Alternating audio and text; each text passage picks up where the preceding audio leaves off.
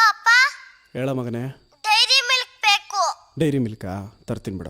Fruit ನಚ್ಚಿರೋ ತಗೊಂಬಾ. ನಟ್ಸೇ ತರ್ತೀನಿ ಬಿಡ. ಅಪ್ಪ ದೊಡ್ಡದು ತಗೊಂಬಾ.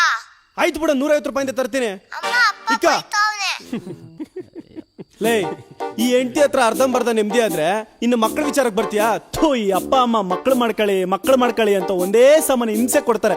ಮಾಡ್ಕೊಂಡಿಲ್ಲ ಅನ್ಕೋ, ನಮ್ಮಮ್ಮ ಅಕ್ಕಪಕ್ಕದ ಮನೆ ಮಕ್ಕಳನ್ನೆಲ್ಲ ಗುಡ್ಡೆ ಹಾಕೊಂಬಂದು ಆಹಾ ಮನೆ ತುಂಬಾ ಮಕ್ಕಳಿದ್ರೆ ಏನ್ ಚಂದ ಅಂತ ಇಂಡೈರೆಕ್ಟ್ ಆಗಿ ಇಕ್ತಾಳೆ. ಕೇಳಲಿಲ್ಲ ಅನ್ಕೋ, ನಮ್ಮ ಅಪ್ಪ ಡೈರೆಕ್ಟ್ ಆಗಿ ಬಂದು, ಲೇ ಮಗನೇ, ನೆಂಟ್ರಿಗ್ಲೆಲ್ಲ ಕೇಳ್ತಾವ್ರೆ, ಮದುವೆ ಆಗಿ 1 ವರ್ಷ ಆಯ್ತು, ಇನ್ನೂ ಮಕ್ಕಳೇ ಇಲ್ಲ, ನಿನ್ನ ಮಗನ ಗಂಡ್ಸೇನಾ ಅಂತ.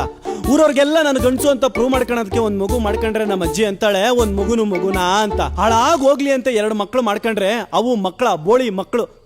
ಮನೆಯಲ್ಲಿ 2-3 ಸೋಫಾ ಸೀಟ್ ಇದ್ರು ಒಂದ್ರ ಮೇಲೆನೆ ಕೂರ್ಬೇಕು ಅಂತವೆ. ಒಂದೇ ಸತಿ ಟಿವಿ ನೋಡ್ಬೇಕು ಅಂತಾರೆ, ಅದೊಂದ್ ಚಾನಲ್ಲು ಇದೊಂದ್ ಚಾನಲ್ಲು. ಒಬ್ಬ ಧೋನಿ ಏರ್ ಕಟ್ ಬೇಕು ಅಂತಾನೆ, ಒಬ್ಬ ಕೊಹ್ಲಿ ಬ್ಯಾಟ್ ಬೇಕು ಅಂತಾನೆ, ಒಬ್ಬನ್ CSK ಅಂತಾನೆ, ಒಬ್ಬನ RCB ಅಂತಾನೆ, ಒಬ್ಬ ರೊನಾಲ್ಡೋ ಅಂತಾನೆ, ಒಬ್ಬನ್ ಮೆಸ್ಸಿ ಅಂತಾನೆ. ಹಾಳಾಗೋಗ್ಲಿ, ಇದ್ರ ಕತೆ ಬಿಟ್ಬಿಡು. ಈ ನನ್ನ ಮಕ್ಕಳು ಓದಿ ದಬ್ಬಾಕೋದಕ್ಕೆ ಒಬ್ಬನಿಗೆ 2 ಲಕ್ಷ ಫೀಸು, ಒಬ್ಬನಿಗೆ 4 ಲಕ್ಷ ಫೀಸು. ಕಷ್ಟಪಟ್ಟು ದುಡಿದು ಇವ್ರ ಎದೆ ಮೇಲೆ ಹಾಕಿದ್ರೆ ಎದೆ ಸಿಡಿದ್ರು 2 ಅಕ್ಷರ ಬರಲ್ಲ ಗುರು. ಚಿಕ್ಕವನ್ನ 1+1 ಎಷ್ಟು ಅಂದ್ರೆ 11 ಅಂತಾನೆ. ದೊಡ್ಡವನ್ಗೆ ಯಾವ್ದಾದ್ರು ಒಂದು ಪೊಯಮ್ ಹೇಳೋ ಅಂದ್ರೆ ಬಟರ್ಫ್ಲೈ ಅಂತಾನೆ. ಎಗರ್ಸ್ ಎದೆ ಗೊದೇಣ ಅನ್ಸುತ್ತೆ ಗುರು.